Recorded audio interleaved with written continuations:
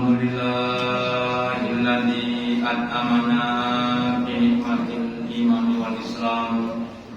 Asyhadu an la ilaha illallah wahdahu la syarikalah wa asyhadu anna Muhammadan abduhu wa rasuluhu la nabiyya wa la rasula ba'da.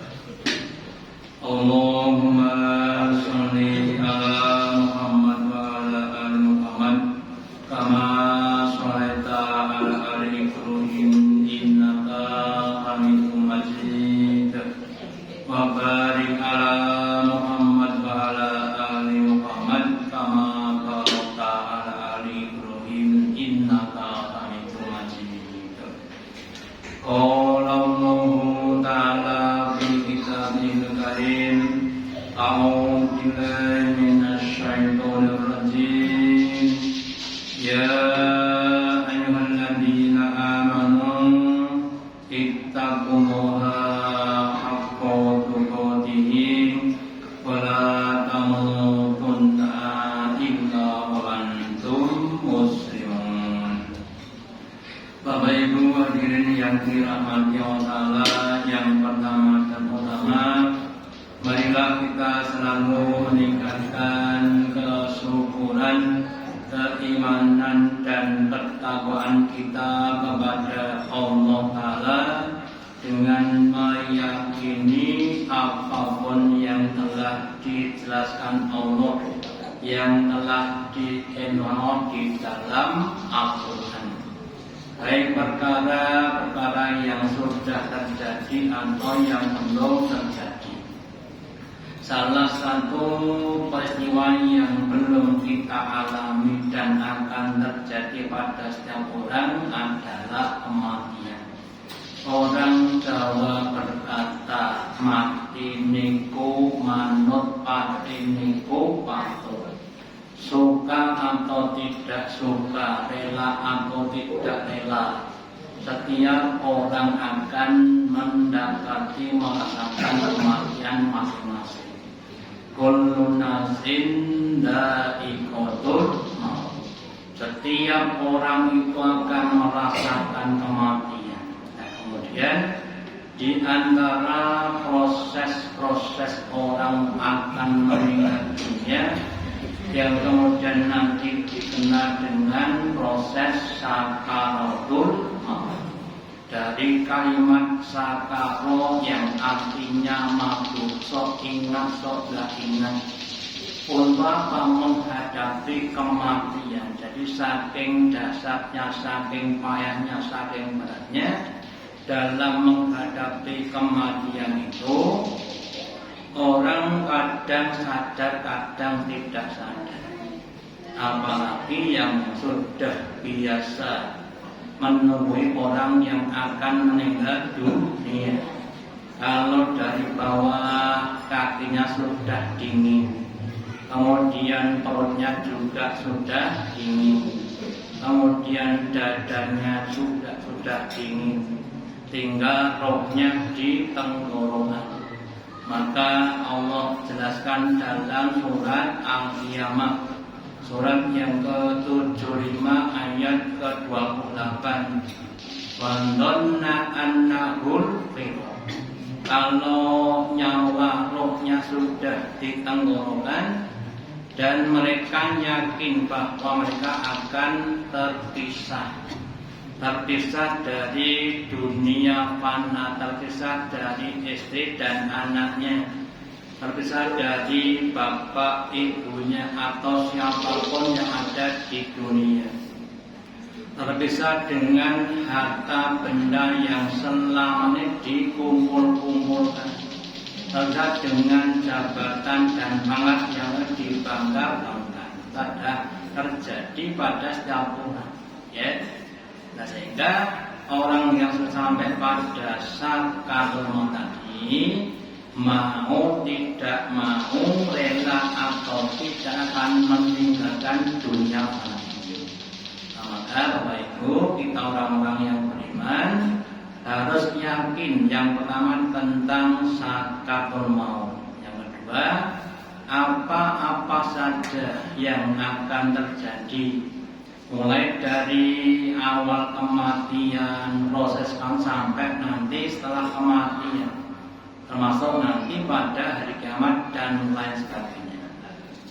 Dengan kita semakin percaya dan mempersiapkan diri, insya Allah ketika kematian itu datang, kita akan menjadi orang-orang yang menang, bukan menjadi orang-orang yang kalah.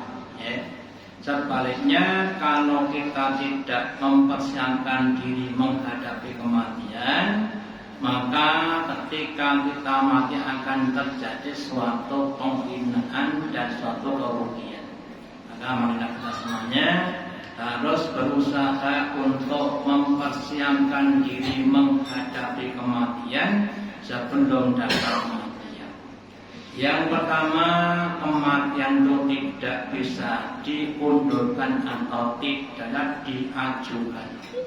Di dalam surat Yunus surat yang ke-10 ayat yang ke-49, Allah berfirman, "Qul, katakanlah wahai Rasulullah kepada manusia, wahai manusia, la amliku li nafsi darran wala naf'an." Saya ini tidak bisa memiliki, menguasai diriku dari perbuatan atau keadaan doron. Doron itu adalah kerupakan atau kesusahan atau musibah. Wala naf'an, dan juga tidak pula manfaat. Kalau kita cermati, setiap orang itu kan ingin yang enak-enak saja, ya. Badannya sehat, uangnya banyak dan sebagainya. Tapi kenyataannya badan kita yosok sakit. Ya mana nggak mau sakit, tapi ya kena sakit. Atau yang lainnya. Mendingan manfaat, maunya sehat terus sudah olahraga, makan yang sehat-sehat, malah tabrak motor. Datang sakit, nggak bisa dilepaskan. Itulah manusia. Ila masya Allah, kecuali yang terjadi tadi, semua adalah apa yang dikehendaki Allah. Allah yang Maha Kuasa memaksakan kehendaknya kepada hamba, termasuk kita. Kalau kita pengennya sehat atau pengennya sakit, ya yang terjadi bukan sehat, tapi apa? Sakit. Allah lebih kuasa. Terus likullimin ajal, maka setiap orang, setiap jiwa akan mendapati namanya ajal, kematian. Idza jaa ajaluhum, maka ketika telah datang ajal mereka, titi wanci untuk kembali kepada Allah Ta'ala, Alayas tahwa saatan, maka tidak akan bisa diundurkan barang sedikit pun. Anaknya sudah dilamar, sudah dirembuk, ya, akan terjadi pernikahan jam sekian, tanggal sekian, hari sekian, di tempat sekian, ya. 1 jam sebelum nikah bapaknya wassalam dipanggil Allah, ya. Terpaksa anaknya nikahnya di depan jenazah bapaknya, ya. Terjadi nama betul. Allah lebih kuasa. Mbok yo sesuk mau nikah mati lho. Nyusul. Ya. Enggak bisa diakhirkan oleh takdimun, dan juga tidak bisa diawalkan. Sudah sepekan sakampul mau, sok hidup, sok mati, sok hidup, sok mati. Orang Jawa bilang, wah Mbak Andu mau meninggal susah sekali. Lah kenapa? Aji-ajinya limong mulai kabeh. Ngomong seneng malaikat maut kalah jin. Itu mah belum titiatina mati. Ya kan juga nggak bisa. Sudah masuk rumah sakit sudah 3 bulan kok ya mati tombondang mati. Ya kalau belum matinya ya belum mati. Maka tidak bisa diawalkan. Itulah kita manusia yang lemah di hadapan Allah Ta'ala. Ya.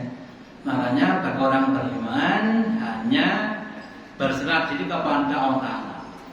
Terus kemudian kematian itu adalah saat seorang hamba kembali kepada Tuhannya. Entah apapun agamanya, semua asalnya dari Allah Ta'ala.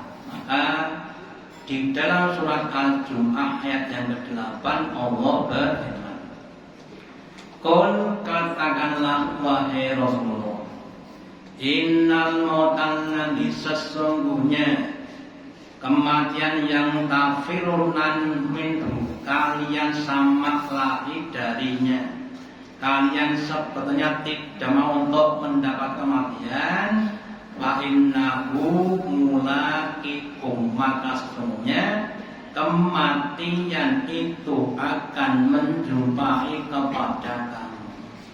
Kersono pemboten kerso tetap akan mendapatkan namanya kematian. Lah kalau sudah mati, tumakulatuna ila al-wajhi wasahda. Kemudian orang yang mati itu rohnya dikembalikan kepada Allah, dan yang alimil ghaibi wasyahadah, dan yang maha tahu terhadap barang-barang yang gaib dan barang-barang yang tampak. Artinya Allah maha tahu segala-galanya, yang tampak, yang tak tampak, yang besar, yang kecil, yang dinamakan yang dan soman dikira Allah tadi. Kemudian fainabikum bima kuntum ta'malun, kemudian Allah akan menghabarkan, menjelaskan terhadap segala perbuatan, perkataan, pemikiran, detak hati, niat-niat yang kalian dulu pernah lakukan ketika hidup di dunia. Yang baik dibalas dengan baik, yang buruk dibalas dengan buruk. Makanya kita harus semakin yakin bahwa amal kita akan kita terima balasannya. Kalau kita menginginkan diberi balasan yang baik, ya hendaklah kita berbuat kebaikan-kebaikan. Kalau kita tidak mau dibalas dengan keburukan, ya jangan berbuat keburukan. Karena Allah tidak akan keliru. Orang berbuat kok dibalas jelek itu nggak akan terjadi. Kalau kita menanam padi 1 petak, ya panennya 1 petak, jangan menginginnya 5 petak. Ada yang lainnya. Makanya semakin banyak amal kebaikan yang kita lakukan, insya Allah kita akan semakin banyak panenannya. Apalagi terus divariasikan, menanam padi dikasih ikan namanya mina padi, dikasih jagung dan sebagainya, akan banyak panen macam-macam. Pengajian habis maghrib, niatnya tolabul ilmi sambil punya niat menunggu sholat isya, sambil punya niat kemudian bersilaturahmi dengan temannya, ada 3 pahala kita. Nah, lagi nanti ditambah yang lainnya, infak juga boleh. Alhamdulillah, ada 4 amalan. Nah, maka semakin banyak amal kita lakukan, akan semakin banyak kita panen. Terus kemudian orang yang dikehendaki Allah Ta'ala menjadi orang-orang yang di dalam sebuah hadis Nabi bersabda, "Idza aradallahu bi'abdin khairan." Ketika Allah menghendaki seorang hambanya menjadi orang yang baik, istakmalahu, maka Allah memperkerjakannya. Allah menjadikan dia sebagai pegawainya Allah. Terus sahabat bertanya, loh kok menjadi pegawai itu bagaimana maksudnya Rasulullah? Terus kemudian Rasul menjelaskan, orang yang dijadikan pegawai adalah orang yang yuwafiquhu li amalin sholih, orang yang dia Allah Ta'ala berikan taufik petunjuk untuk beramal kebaikan sebelum datang kematian. Jadi kalau kita di dunia ini Bapak Ibu masih ada kesempatan untuk beramal, tapi ingatnya sadarnya kadang-kadang tidak ada. Lah nanti kalau sudah roh sampai di tenggorokan atau sudah meninggal dunia, semua orang yang meninggal itu akan sadar pentingnya beramal soleh, sadar pentingnya ngaji, pentingnya sholat, pentingnya sedekah, tapi sudah tidak sempat. Maka berbahagialah orang-orang yang ketika masih diberi kesempatan dan diberi kesadaran, sadar berbuat baik, maka ada kesempatan berbuat baik, dan dia diberi namanya keikhlasan.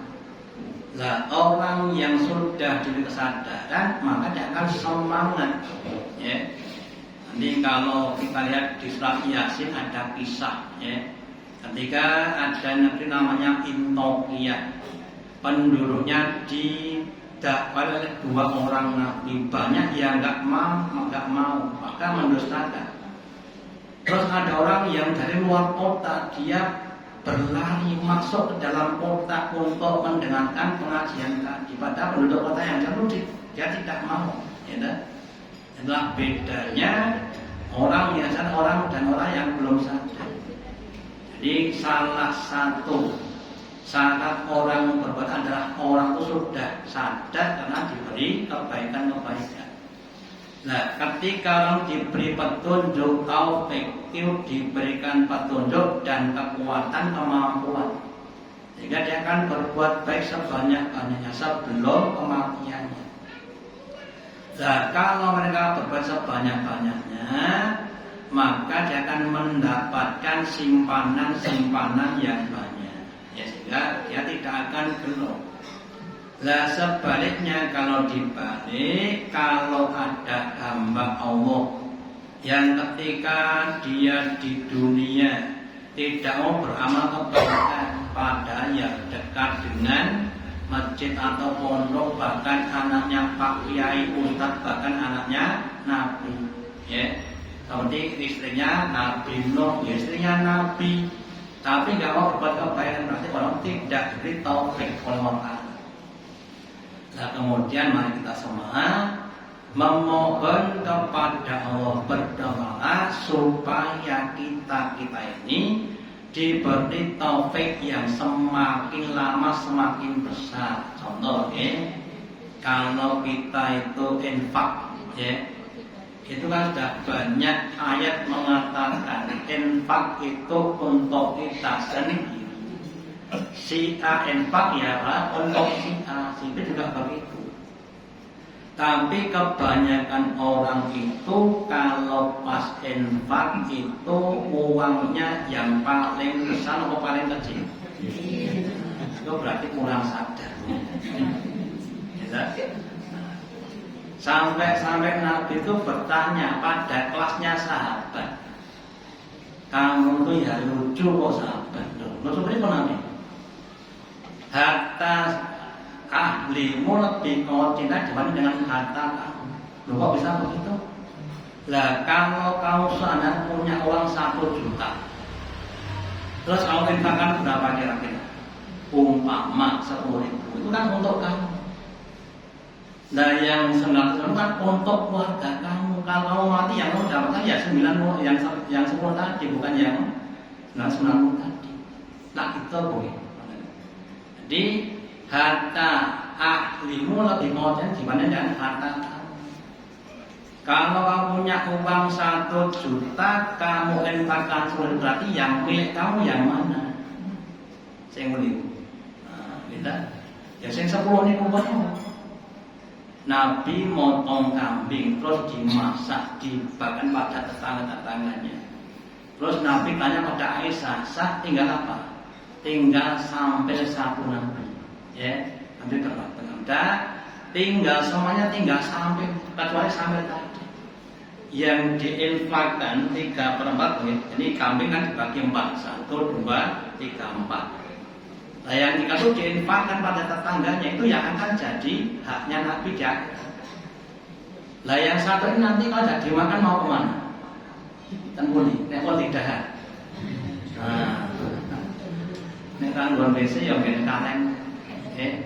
Ini yang kamu makan itu nanti akan jadi apa? Yang nanti akan jadi milik kamu di akhirat sana. Ya, memang memahami begini perlu namanya pelatihan, perlu doa supaya kita diluaskan wawasan kita. Ada seorang Pak Haji di Jogja, orangnya sangat-sangat dermawan, ya.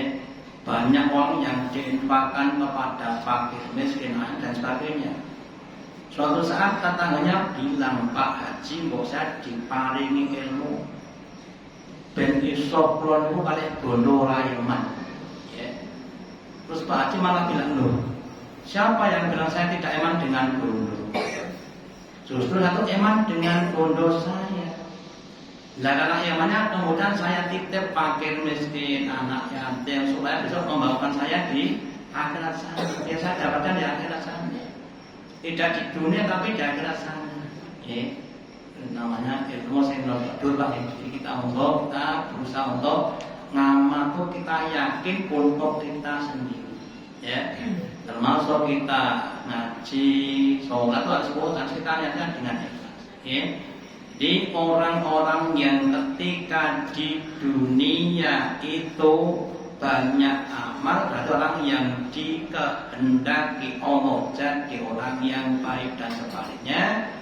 Orang yang sedikit amal itu berarti orang yang tidak menjadi orang-orang yang baik. Dan semoga kita semuanya termasuk hamba-hamba Allah yang diberi kehendak dengan kehendak kebaikan, yang kita akan semakin giat, semakin istiqomah dalam kebaikan sampai akhir hayat ini. Kemudian tentang mati mendadak, ya. Sering kita dengar si fulan meninggal, mosok toh pagi tadi baru sarapan sama saya. Iya, sekarang enggak. Loh di mana? Nah, di depan perempatan itu loh. Lah ngapain tabrakan? Ya, mati mendadak. Ada orang yang pesta makan kemudian mati, ya ada. Ya, badannya sehat.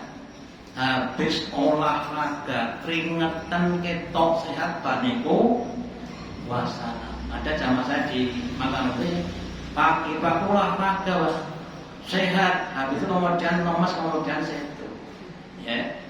Nah terus kemudian tentang kematian mendadak Nabi bersabda,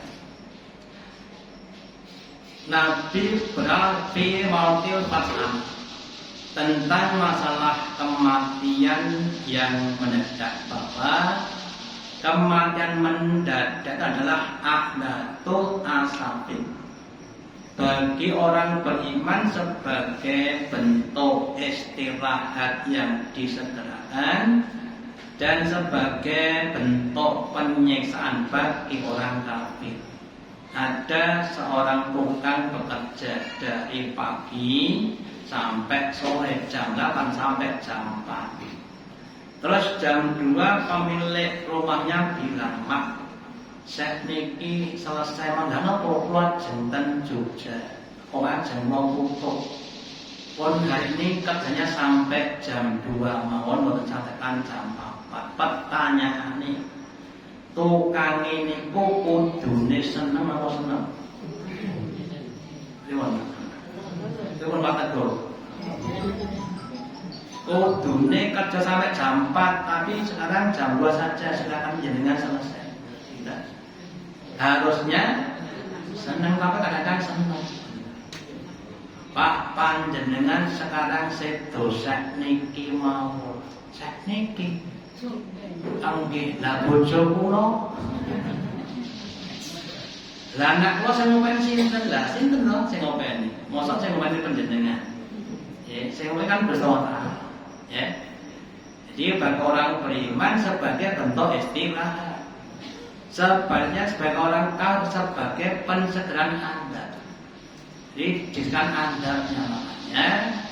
Kalau kita pas dengan orang yang meninggal dunia Bapak Ibu, kebanyakan orang mengatakan ikut bela sungkawa. Sungkawa niku nopo? Sungkawa nopo?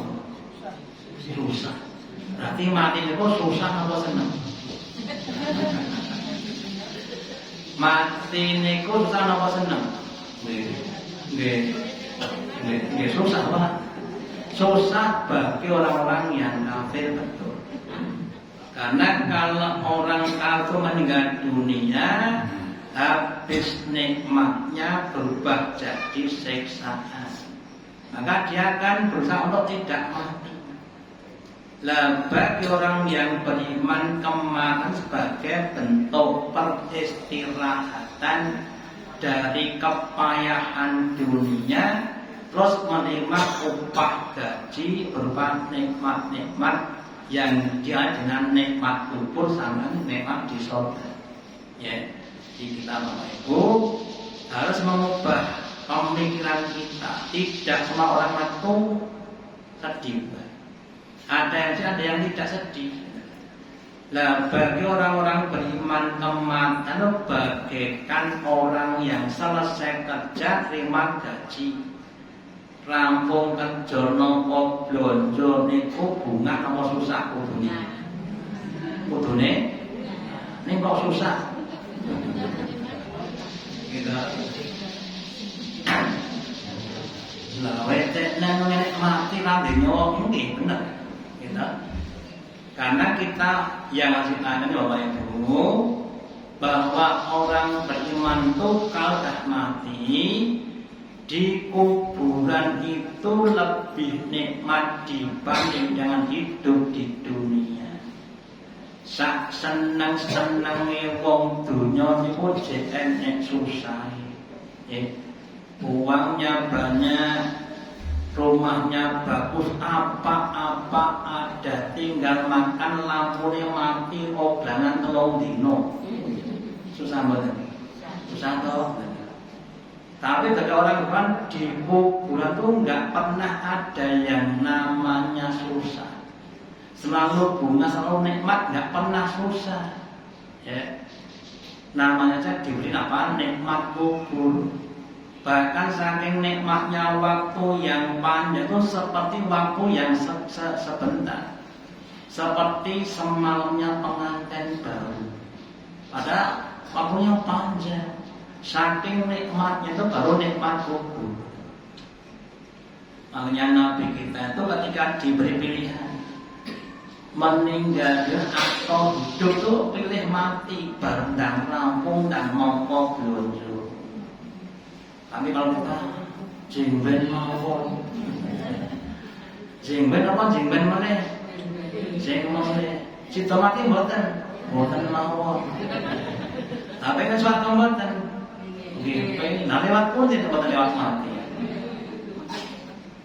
Tidak ada dalil Bapak Ibu dari dunia langsung surga itu nggak ada dalil. Dalilnya itu dari dunia, alam barzah, kiamat, maksa, surga, neraka.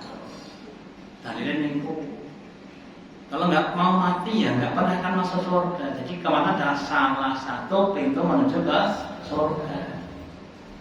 Jadi mau yang ngapunten kita ini saking ngomong sejak kecil mulai nek kayak wong didendeni. Dulu ketika saya masih SD, ada orang itu di sini namanya ada singgul. Singgul ben orang mau sahur. Sama ya ben tak biasa nek kira cilik-cilik nek omate orang kurang. Jadi disakralkan dan dimedenkan, dibikin takut dengan kematian-kematian tadi. Padahal yang namanya mati itu sebenarnya kan cuma pindah alam, 4 alam ya. Alam arwah, dunia, barzah, akhirat. Ketika kita lahir berarti pindah dari arwah ke dunia, mati dari dunia ke barzah, hidup dari barzah ke akhirat. Cuma pindah. Ada 4 lokal boleh 4 lokal. Dengan lokal pertama, kamar kedua, kamar ketiga, kamar keempat. Itu mah pindah kamar saja. Kok saya mungkin bentuk yang bagus. Lah alam dunia sebagai alam penentu alam berikutnya. Kalau dunia baik maka nanti di barzakh baik, ya jangan juga baik. Nah kalau di dunia itu jelek, nanti di barzakh juga jelek. Ya kan apalagi tambah jelek. Kita harusnya yang kita pikirkan cuma dunia ini bagaimana supaya kita bisa menggunakan dengan sebaik-baiknya. Jangan sampai disia-siakan waktunya, kesempatannya, hartanya, keluarganya digunakan dengan sebaik-baiknya kebaikan kita. Ya, contoh boleh ada 4 orang A, B, C, D, sama-sama dikasih singkong 1 kilo. Ini singkongnya direbus, ini digoreng, ini dengan seripeng boleh, ini dari ketuk goreng. Kira-kira yang paling mahal yang mana? Ini sama-sama 1 kilo. Godongnya paling sekilo ini. Ya. Kalau dibuat getuk goreng ya, potong putih, sokar aja. Nah, harganya mahal. Waktu juga betul 24 jam itu kita sama. Sengong apik Pak Tikojan, sengong ngane ya Pak Tikojan, cuma isinya beda-beda. Nah, kita harus merubah menggunakan waktu ini dengan sebaik-baiknya. Kemudian keadaan setelah kematian. Kalau kita cermati orang-orang Jawa, kalau ada yang meninggal kemudian tetangganya tanya, niki bapak diterusne napa diinep niki?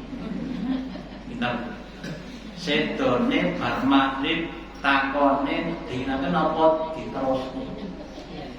Lah dinake ten ngene sinten to? Lho omahe dhewe nginep. Lho nek omahe dhewe saiki mun mati omahe ahli waris. Masa jadi ten niku 30 tahun ya ora.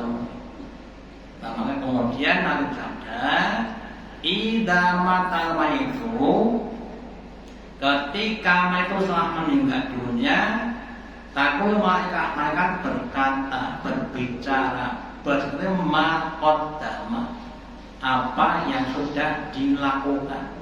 Malaikat sibuk, si A meninggal dunia, dulu amalnya berapa, ya baiknya berapa, buruknya berapa, itu kan kegiatan malaikat. Walaupun langsung mengkolabat dan langsung berbicara apa yang ditinggalkan. Bapaknya meninggal kemudian sibuk, nah tinggal malisi sopo baik, pemain bosopo, kendali bosopo bangga. Jadi orang itu mempermasalahkan tentang apa yang ditinggalkan. Sementara malaikat mengenal apa yang dilakukan, yang sudah dilakukan.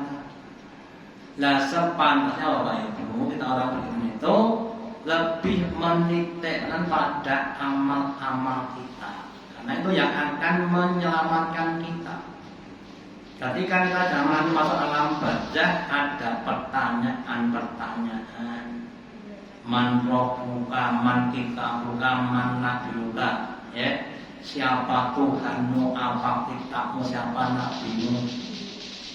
Bahkan ada yang mengatakan nanti kita itu akan dihadapkan pada satu foto orang laki-laki, ya. Pertanyaannya man ilhaq bi'adarajul, apa yang benar tentang laki-laki ini, ya. Orang beriman akan berkata, oh dia adalah Rasul Muhammad yang datang kepadaku dengan membawa Islam dan saya beriman. Kemudian dikatakan enam mereka pun dengan saling luput dengan dino kiamat, ya. Sementara kalau orang-orang kafir dan orang munafik dia tidak tahu, dia berkata bahwa saya tidak tahu. Maka kemudian diseksa, dipukul dengan mahkota yang besar. Itu di alam kubur, maka namanya fitnah kubur, pertanyaan kubur. Nah yang bukan kita tapi amal kita, amal kita, sholat kita, puasa kita, saudara kita kan yang nilai kita di alam saja. Maka semakin banyak pembinaan kita akan semakin tenang kita, ya. Ada orang menghadang jalan kita, enten apa? niki kudu bayar. Bayar. Plok kampung. Lah. Dadang oleh bayar pinten? 3 juta. Oke. Tampung kan tampung. Jadi kalau kamu punya banyak pengawal enak. Kalau nggak punya pengawal nggak enak. Maka kita harus banyak-banyak mencari pengawal, namanya amal-amal kita. Ditingkatkan kualitasnya, sholatnya ditingkatkan, semakin khusyuk semakin tumainah. Infaknya juga begitu, ngajinya itu juga begitu. Hingga Allah akan semakin semula. Kemudian perintah untuk berbaik sangka kepada Allah, kepada kendaraan ketika mati. Ada seorang yang sedang menikah. Nikah dino Selasa, dino Lebo sing kakung mati. Terus kira-kira pripun? Wah, yo mesake jane. Lagi nikah suwung kok yo ditinggal mati. Jane Gusti yo piye to? Ya, apa yang lainnya?